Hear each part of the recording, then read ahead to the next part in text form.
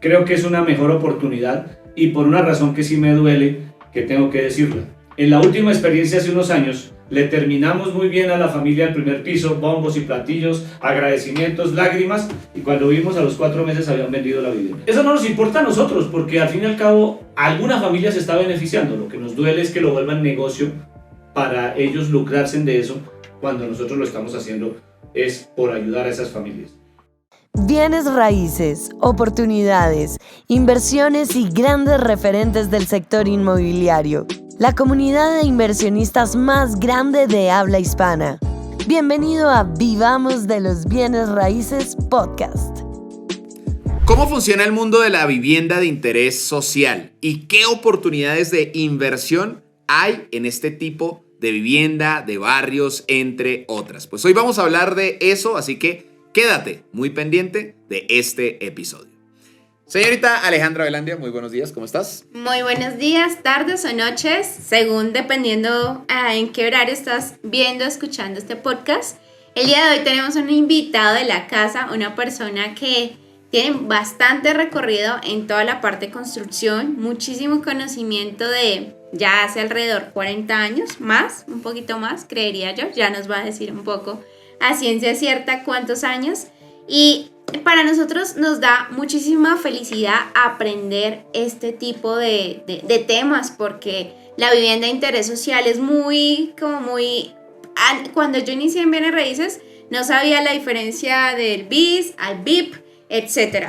Y siento que es un tema muy cercano para todos nosotros, así que pues no demos tantos rodeos y iniciemos con nuestro invitado. Si quieres, preséntalo tú. Bueno, tenemos al ingeniero Carlos Alberto Lovera con nosotros. Ya algunos de ustedes lo reconocen por aquí, así que padre e ingeniero, ¿cómo estás? Gracias Juan Camilo, gracias Alejandra por esta magnífica invitación, y es una de mis pasiones. Aunque nunca en los espacios en que nos conocen por la constructora o por Vivamos de los Bienes Raíces nos han visto hablar de vivienda de interés social, esa es una pasión y eso es un elemento que he trabajado por más de 30 años en nuestro país. Pues inicialmente sería eso, sería hablar de que, ¿por qué decimos que hay una oportunidad de negocio inmensa? Por una parte, la vivienda de interés social, que llega hasta 135 salarios mínimos legales vigentes, que es la reglamentación que hay en nuestro país. La de más alto nivel la rige el mercado, o sea, es la que ustedes ven ofreciendo en los espacios por las constructoras, diferentes, si no nos tocaría nombrarlos a todos, los grandes constructores, pero todos los grandes constructores hacen vivienda de interés social, primero porque es una exigencia de la norma, y segundo porque también es un nicho de referencia que, si se maneja con juicio, con alta tecnología, puede ser muy rentable.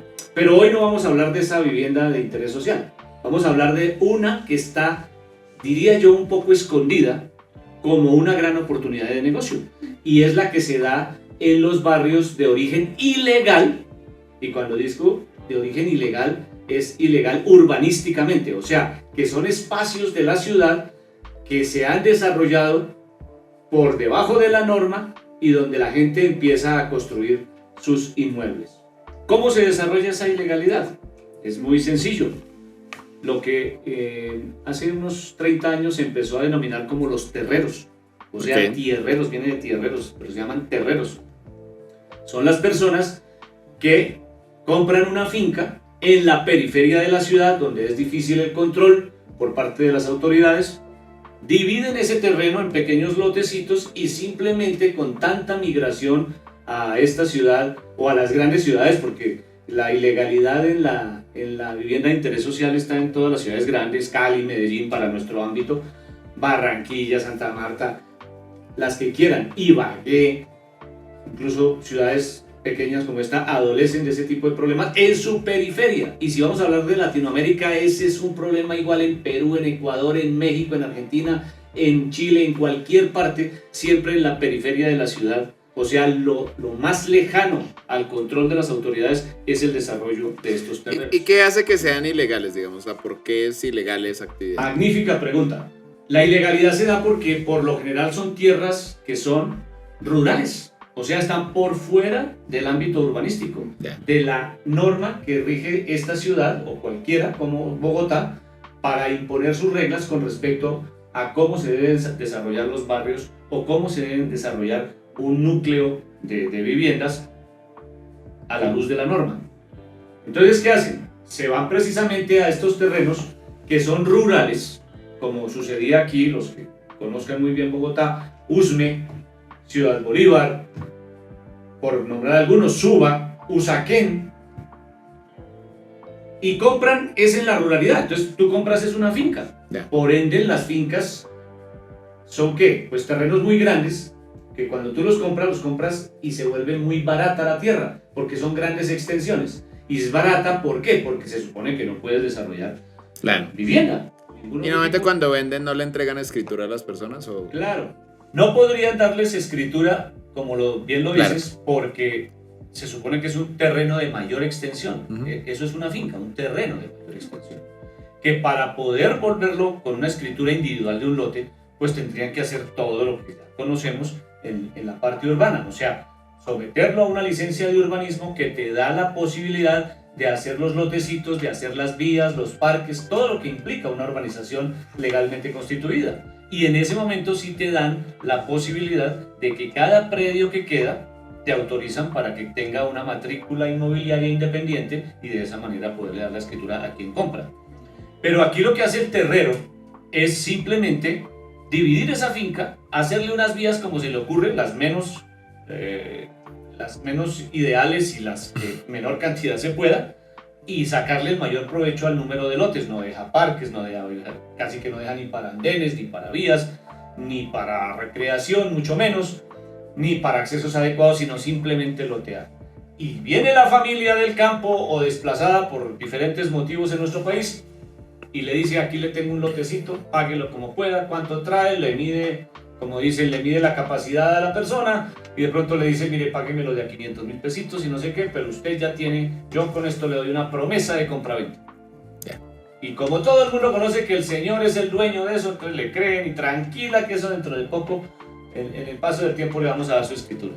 Que esto ya lo vamos a legalizar ante el municipio y empieza de esa manera. Y entonces la gente, urgida de sus necesidades y de meter una familia allí, pues lo que hace es ubicarse en ese terrenito, comprar el terreno a esta persona mediante una promesa de compraventa, 4 latas, unas maderas, los vecinos le ayudan y ahí empieza. Problema gravísimo, que para ser legalmente constituida pues necesita servicios públicos y el municipio no los ha llevado allí, por eso es una finca. Entonces es la segunda condición y la más importante: no hay servicios públicos. El más fácil es la energía. La energía en nuestro país ha sido siempre así y van las redes por todo lado y le colocan postería porque es una necesidad básica. Cuando ya hay mucha gente en el terreno, ya no hay nada que hacer. Constitucionalmente hay que llevarles agua de alguna manera. Entonces, por lo general, si el municipio todavía no tiene la posibilidad de llevarles los servicios públicos, lo que hacen es aprovechar esos acueductos veredales. Que ese es otro problema muy grave porque secan las quebradas, las fuentes. O sea, eso es un manejo que después se vuelve un negocio también, porque adicionalmente entonces ahí el terreno le dice: no, allí tenemos 3 fuentes de agua, entonces de allí puede usted tomar su agua y le vale tanto mensualmente. Y se conectan mangueras y mangueras y mangueras a cada una de las casas y de esa manera resuelven el agua potable. Ustedes se preguntarán, ¿cómo resuelve entonces el tema sanitario? Pues todo el mundo hace como se hace en las fincas, hacen pozos sépticos, que no es otra cosa que hacer un hueco. Hay unos pues que se hacen técnicamente y otros no, simplemente se hace un hueco profundo en donde eso, digamos, de alguna manera se le puede dar un tipo de filtración y eso puede durar mucho tiempo para que pues su capacidad no se colme, y entonces allí es donde vierten todas las aguas hervidas, las aguas sanitarias y las aguas negras. Te hago una pregunta, creo que para muchas personas, y siempre hacen repetidamente tienen esta duda, y es que van a comprar un terreno, van a comprar un lote, unas hectáreas, pero a veces hay como una línea ahí como de falta de conocimiento a dónde acudir para revisar si ese lote es legal, es ilegal. ¿Cuál sería como esos pasos para que la persona al momento de estar buscando ese lote pues de pronto no vaya a generar dolores de cabeza y se pueda curar yendo a las principales, no sé, principales centros, pero tú eres el que nos vas a complementar eso. Bueno, como veo, tu pregunta es, digamos, en un lote de mayor extensión, o sea, Sí, para comprar una correcto. finca y que yo tenga la posibilidad a futuro de pensar en eso, en poderla lotear y formar mi urbanización en forma legal. Es una excelente pregunta porque por ahí deberían empezar los terreros, pero no empiezan por ahí porque los costos ya no son los mismos. Claro. Y entonces Claro, la cambia utilidad mucho. se baja porque, pues por eso es la legalidad, eso lo hace un urbanizador responsable. Pero él no, porque lo que hace es comprar una finca por 10 pesos y al lotearla le saca 10.000 pesos. Para poner un ejemplo. Entonces, ¿qué se va a poner en esos trabajos? Claro. ¿Qué si mide el tipo? Perdón por la expresión, pero es que no se les puede dar otra expresión. Me gustaría darles una expresión un poco más amplia. Más amplia, pero el éxito para responder tu pregunta, el éxito de eso es, si la persona lo quiere hacer correctamente, es primero indagar en planeación. Hay una cosa que es importante decir en esto. Puede que yo compre esa finca porque sé que a futuro hacia allá va la expansión de este municipio, de la ciudad. Eso no es ilegal. Por el contrario, es una oportunidad de negocio. Claro. Y muchos lo hacen de esa manera. El límite del municipio va hasta aquí. Y este es el límite. Pues yo tengo una finca que aquí me están dando muy barata del límite hacia allá. Si yo como inversionista sé esperar, estoy haciendo la mejor inversión del mundo porque sé que hacia allá va la ciudad. Claro. Entonces dentro de unos años, 5 o 10, van a ampliar allá. Y este terreno que compro por 10 pesos hoy, pues cuando el municipio lo apruebe un poco más allá, me cobija y resulta que ahí pues fue la gallina de los huevos de oro. Porque entonces ya, cuando aprueben esa ampliación del municipio, esa finca, voy a planeación y le digo, sí, voy a hacer una urbanización allí. Le dicen, claro, pase el proyecto, es en planeación, a tu pregunta, siempre en planeación de los municipios primero que todo. Y obviamente en las ciudades grandes, pues a las curadurías.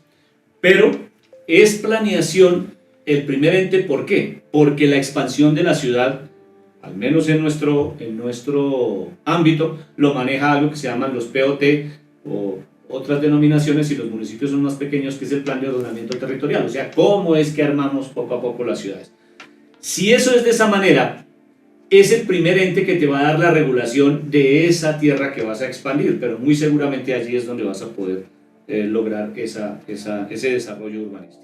O sea, ahí hay, digamos, para que hablemos de las oportunidades de inversión que hay o de negocio que hay en BIS. Entonces, por un lado estamos de la que no estamos hablando mucho hoy, que es, digámoslo así, comprar apartamentos BIS de proyectos grandes. Por otro lado estaría el anticiparse a la expansión de esa mancha urbana, comprando lotes hacia donde está creciendo la ciudad, pero básicamente estamos hablando de una apuesta a un mediano largo plazo, en donde ya ese lote que era rural se convierta en urbano y pueda ya yo legalizarlo y demás.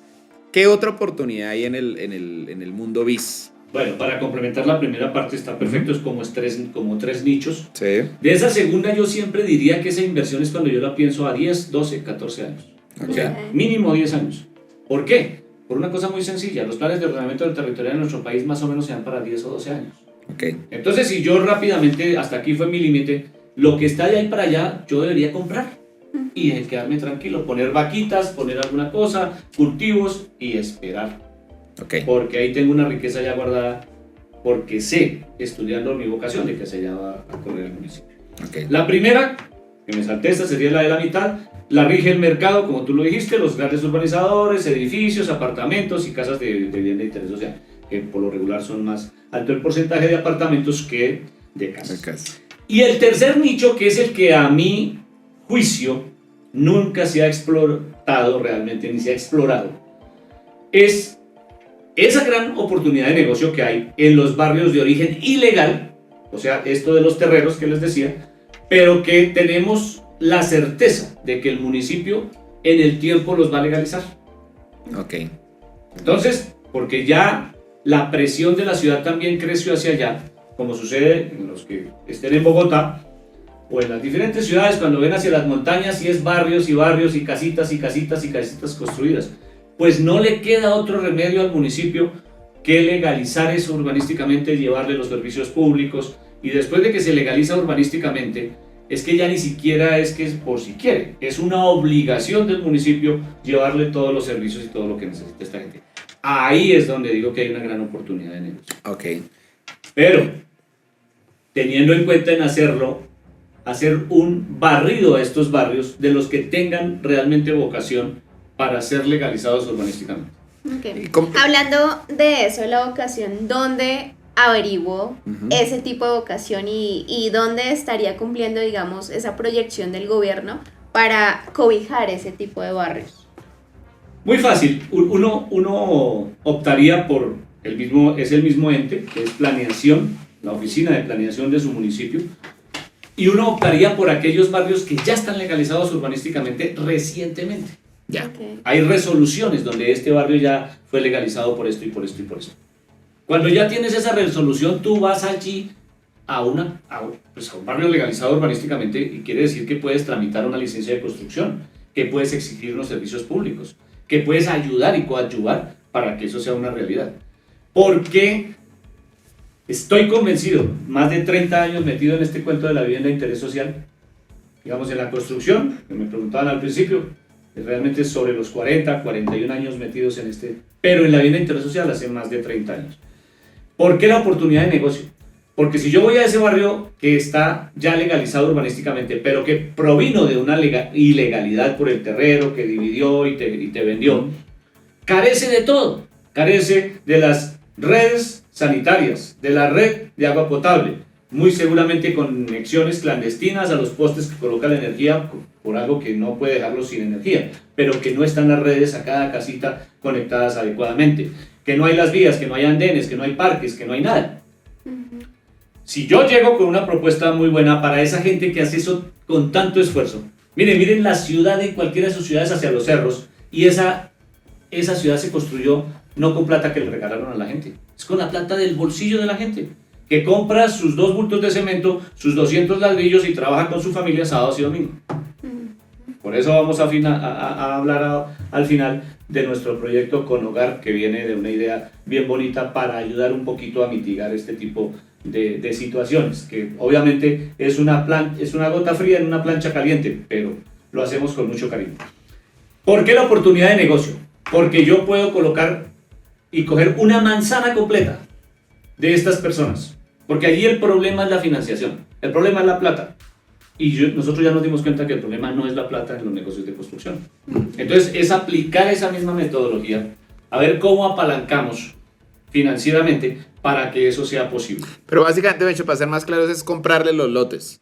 No necesariamente comprarlos, volverlos socios, porque ellos no se encargan de ir de allí, no es sacarlos de su entorno, es ayudar a mejorar su calidad de vida, construyéndoles bien y volviéndolos socios del proyecto para que tengan su casita adecuadamente de acuerdo a cada posibilidad. Pero ¿y cuál sería el negocio? No me queda claro. O sea, porque yo los vuelvo socios. Para construirles sus casas. ¿Y cuál es el negocio? El negocio es construirles sus casas, de la cual yo voy a obtener una utilidad desarrollando toda la manzana, por ejemplo. Ya. Es desarrollando toda una manzana, o 2 o 3 manzanas, de manera que a lo mejor participan activamente, pero yo colocando un poquito de capital, al final... Básicamente es lograr la tierra en aportación para hacer desarrollos inmobiliarios. Exactamente. Okay. No lo pudiste resumir mejor. Ya. Y hay también otra más bonita, que es la que decías inicialmente. Aquellos que no se han vendido o que son lotes que todavía no pueden desarrollar, es comprarlos y desarrollar proyectos por manzanas completas, no casitas individuales. Sí. De pronto incluso para que les quede fácil desarrollar solo primeros pisos y dejarles la posibilidad de la licencia aprobada para los segundos pisos, y lo mismo, y vendérselas. Y el problema es buscar la financiación de eso, y lo pagan. Lo pagan porque si la vivienda se la dejamos productiva de alguna manera, siempre estará el taller, estará el zapatero, la venta de víveres, la reparación de televisores, todo lo que la gente necesita. Ahí está la oportunidad de que eso mismo les dé para pagar su vivienda o parte de la misma. Super. Maravilloso. Y muy seguramente esto puede ser un ámbito en que podemos asociarnos con los municipios, para que cuando vean eso y ese músculo de la parte privada, venga entonces la inversión pública y la presión en uno para hacer las vías, para mejorar las vías, los parques, los andenes, y entonces la gente va a recibir un mejor aprovechamiento, no solo de su vivienda, sino de su entorno y de su barrio. Okay. Tengo una pregunta y para muchos, para algunos, ¿hay algunos ítems aparte de lo que hablabas de BIS, que no debe superar los 135 salarios mínimos, algunas características ya estructurales o de necesidad básica que deba estar cumpliendo en la norma para ser 100% legales en ese proyecto de vivienda de interés social?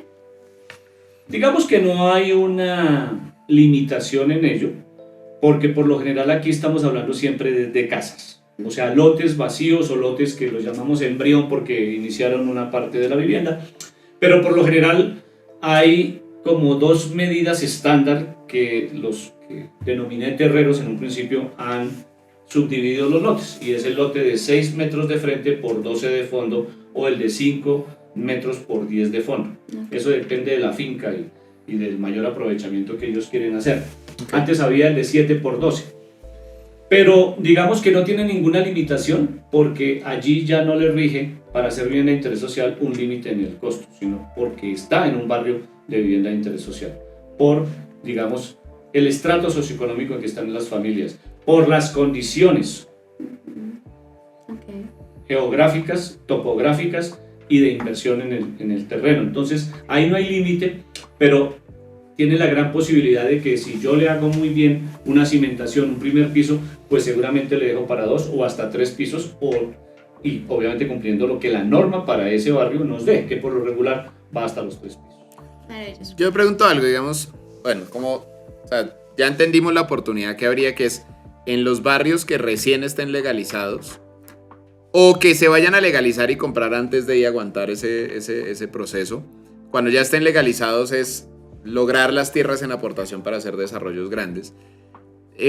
Pensando en un inversionista, digamos, que de pronto esté en un nivel o en una etapa antes de hacer un desarrollo grande, ¿qué tan atractivo es ir ya cuando esté legalizado el barrio y buscar, no sé, 1 o 2 lotes y construir? Pues uno ve mucho en estos barrios la casa que parece un edificio de 4 o 5 pisos o 3 pisos, lo que sea. ¿Qué tan interesante será comprar el terreno básicamente y construir una casa de 3 pisos y, no sé, rentar apartamentos, etcétera? O sea, ¿qué crees de ese negocio más pequeño, pero pues que podría ser, digamos, como más asequible para mucha persona?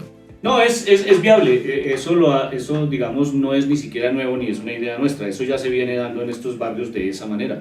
La persona que tiene de alguna manera la posibilidad o vio la oportunidad de negocio ya lo está haciendo, pero no es en una forma ordenada. Sí. Como tú lo decías, desafortunadamente no hay el control, y él alcanzó a construir incluso antes de que estuviera legalizado urbanísticamente, entonces no le exigieron licencia, y eso es lo que tú ves en 4, 5 y 6 pisos.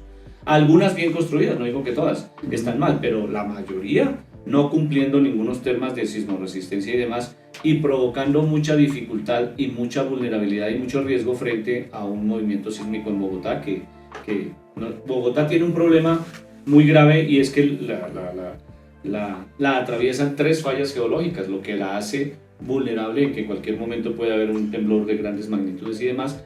Y no estoy diciendo que va a suceder mañana ni pasado mañana, no se sabe cuándo, pero que va a suceder, ya ha sucedido.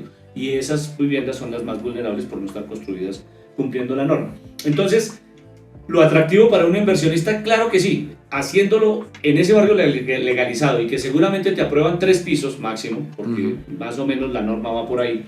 Entonces, es una gran oportunidad porque son espacios grandes.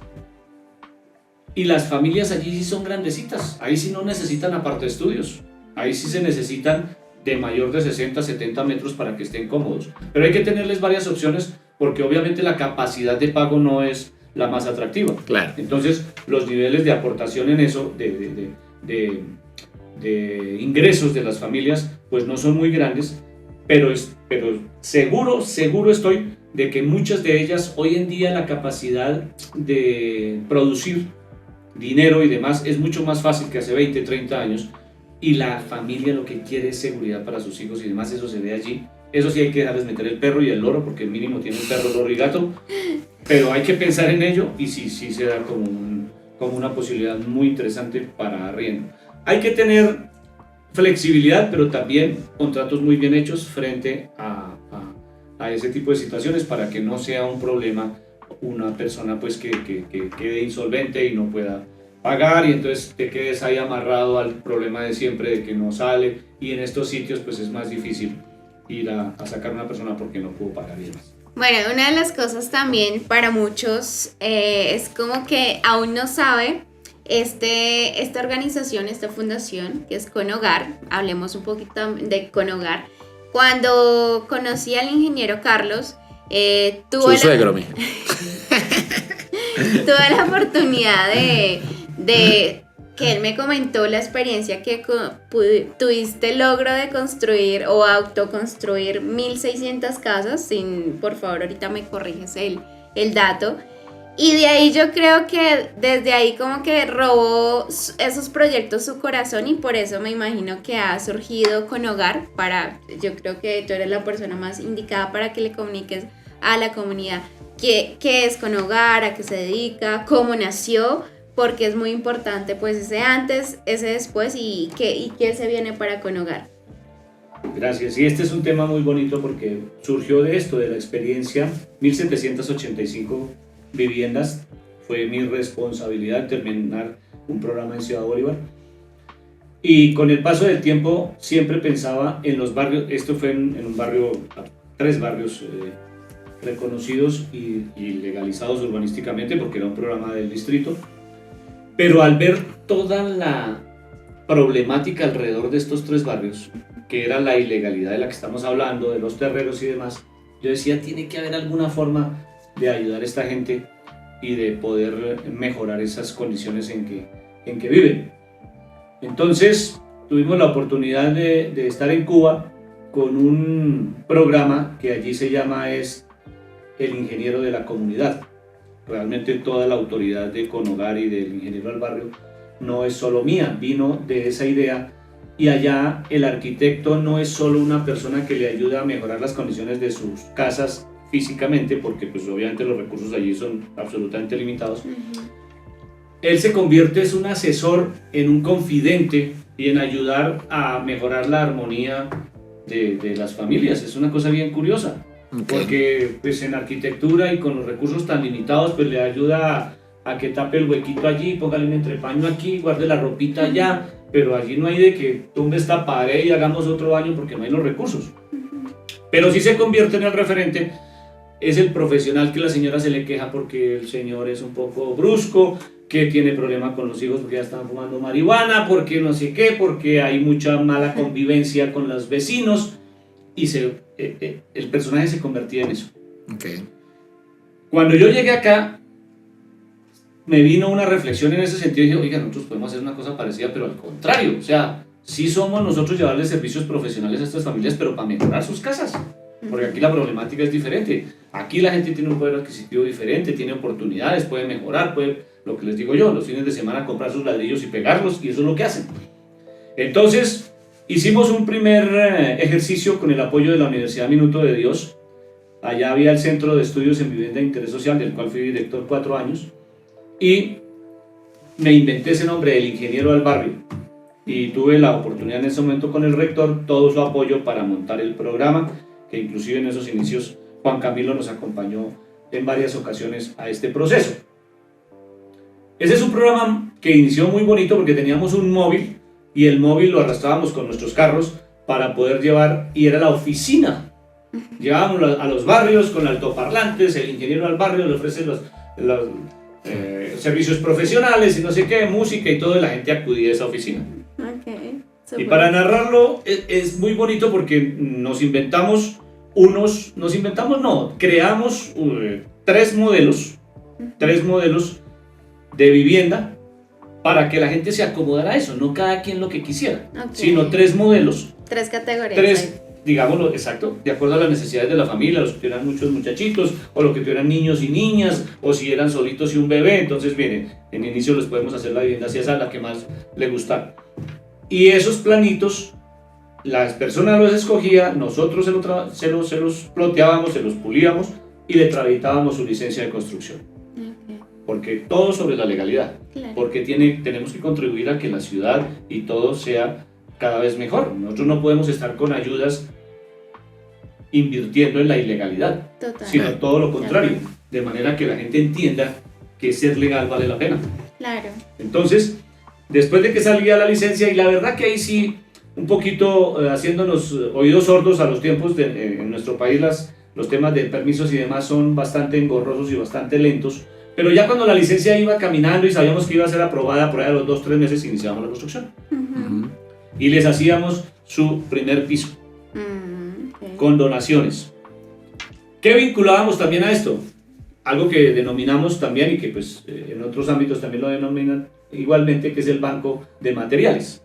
Y entonces era invitar a productores de materiales en PVC, los más grandes, ladrilleras, cementeras, concreteras, los de los hierros, aceros, para que contribuyeran con mejores precios. No estamos diciendo que nos regalen nada, ni hay que regalarles nada. Yo soy partidario de que no hay que regalar nada, pero sí dar unos precios especiales y facilidades de pago. Entonces hicimos un convenio con Construrama, que digamos es una entidad de Holcim y de Cemex, y contribuyen a que tengan en los barrios con las ferreterías acuerdos para que a estas familias les den unos mejores precios en sus materiales. Y de esa manera le llegaba a las familias los materiales. Por ejemplo, una anécdota muy bonita. Decía, pero yo cómo voy a comprar un camionado de bloque para que me salga por el 50% del valor, porque realmente llegamos hasta el 50-60% del valor en el mercado de un bloque. Entonces decía, yo no tengo la plata para comprar los 2.000 ladrillos que carga el camión. Claro. Entonces le decíamos, doña Margarita, ¿cuánto? En el mismo barrio, obviamente, en el mismo perímetro donde estábamos haciendo el programa. ¿Cuántos ladrillos necesita usted? 200. Don Pedro, ¿cuánto necesita? Yo necesito 300. Tengo platica para 300. Usted, solo 100. Listo. Usted, 500. Hasta que completábamos el camión. Nosotros no recogíamos el dinero. Ellos, cada familia tenía su plata, pero el día que llegaba el camión, la plata. Y recogíamos el valor de los 2.000. Y la condición era con el productor del material, Era la vaca que son de la nuestros amigos y siguen siendo unos grandes aliados. Por si lo ve, a Paco en Ciudad Bolívar, un gracias enorme siempre por esta colaboración. Y en ese momento llegaba el camión y la gente alistaba su platica, y entonces íbamos donde don Pedro, le descargábamos sus 200, íbamos donde doña Margarita sus 300, aquí don Jaime sus 100, el otro los 500 hasta acá, y su platica, y se le pagó de contado. Maravilloso. Súper. Entonces se le quedaba en su sitio y demás. Era la vaca, ahí Ah. haciendo la vaca para transportar el ladrillo. Y así beneficiamos muchas familias, vinculé arquitectos, ingenieros, como te digo, los productores de materiales, y se van sumando sinergias, ¿no? Porque Sí, eso, sí, ante sí. un programa de eso, la gente dice, oiga, ¿en qué ayudo? ¿En qué pongo mi tiempo? Gente tan joven como yo y que ya no le importa mucho el dinero, sino tiene su conocimiento, entonces va allí y coloca sus servicios. Pero nos inventamos una cosa más bonita. Como la Universidad Minuto de Dios no tiene arquitectura sino ingeniería, los ingenieros les monté 3 programas. El primero tenía que ver durante el semestre. Yo dictaba vivienda de interés social y resistencia de materiales. Entonces en vivienda de interés social tenían que ir al barrio a apoyar a una familia y se les daba un pensum y qué debería hacer durante ese semestre. El segundo era como proyecto de grado. Entonces era desarrollar todo el primer piso de una familia entre 3 estudiantes, diseñar, obviamente con nosotros detrás de los profesores detrás de ellos, Acompañamiento. el acompañamiento como proyecto de grado hasta que viera la casita terminada. Maravilloso. ¿Oh? Súper lindo. Entonces eso motivó mucho a que los estudiantes hacen su práctica profesional real y hay una aportación real con Claro, estas familias. un valor agregado. Un valor agregado. Pero yo diría que incluso para los inversionistas, el tema de Econogar puede ser una cosa maravillosa, porque si se vinculan a este programa, detrás de un tema de estar ayudando familias, hay una oportunidad de negocio, la tremenda, para hacer las cosas correctamente, hacerles viviendas que satisfagan las necesidades de cada una de las familias, con una inversión, si se quiere, bastante, diría yo, cómoda, proporcional, y con una rentabilidad interesante si se hace en volumen, obviamente.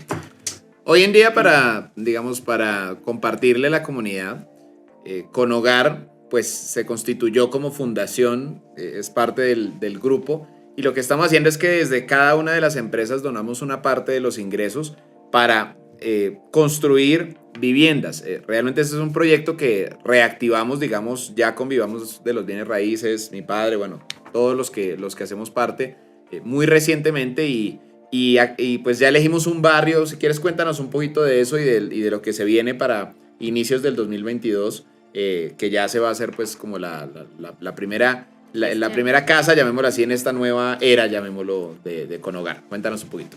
Listo, digamos que ese fue, digamos así, un brochazo de lo que fue el ingeniero al barrio con la Universidad Minuto de Dios.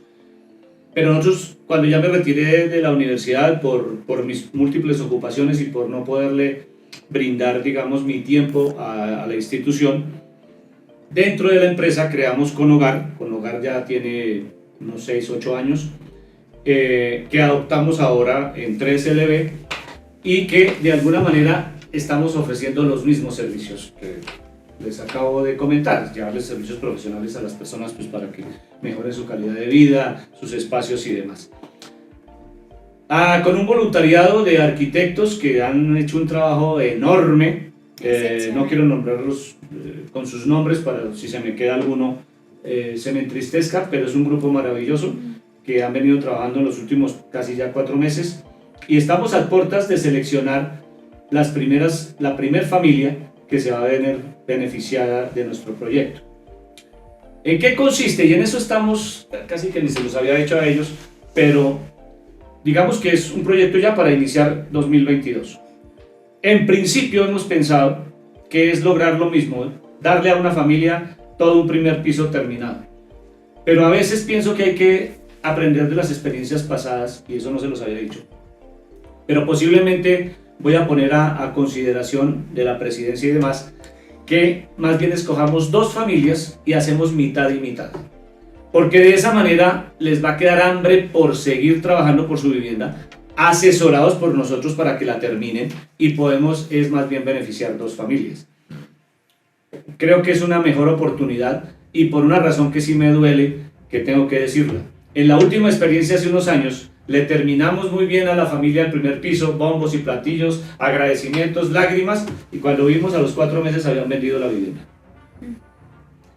Eso no nos importa a nosotros, porque al fin y al cabo alguna familia se está beneficiando. Lo que nos duele es que lo vuelvan negocio para ellos lucrarse de eso, cuando nosotros lo estamos haciendo es por ayudar a esas familias.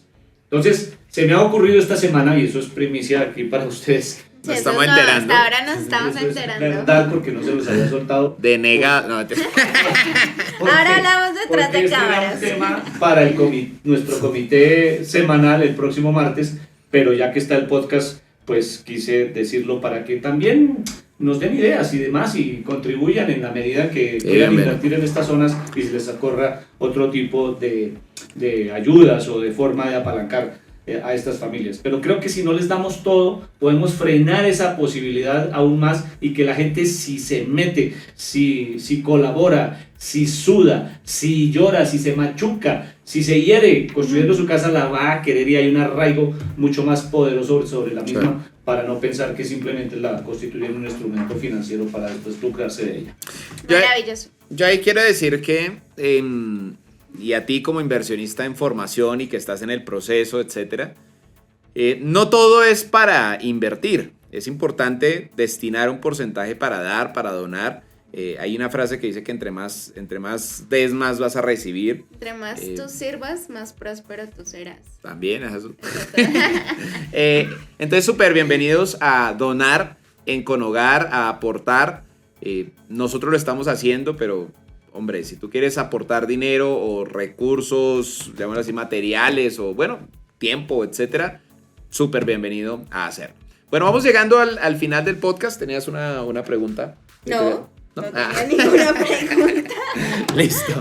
Pues nada, ingeniero, muchas gracias por haber estado hoy como invitado. Claramente eres fundador del podcast, así que te seguiremos pues viendo aquí en el rol de llamémoslo así, entrevistador de nuestros invitados, pero queríamos hoy conocer más de lo que has hecho.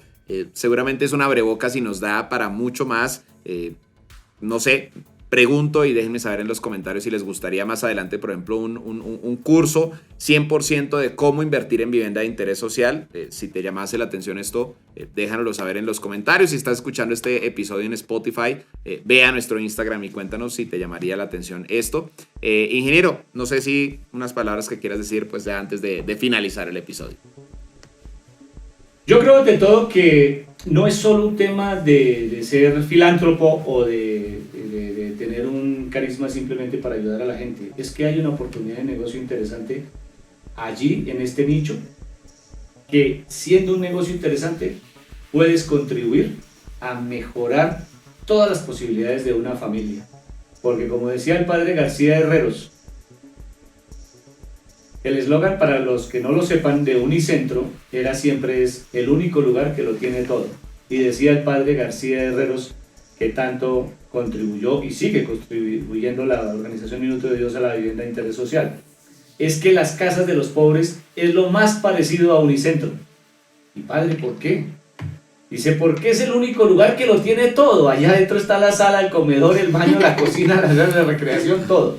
Entonces, a pesar de que parezca un chiste y una cosa anecdótica, hay que romper eso.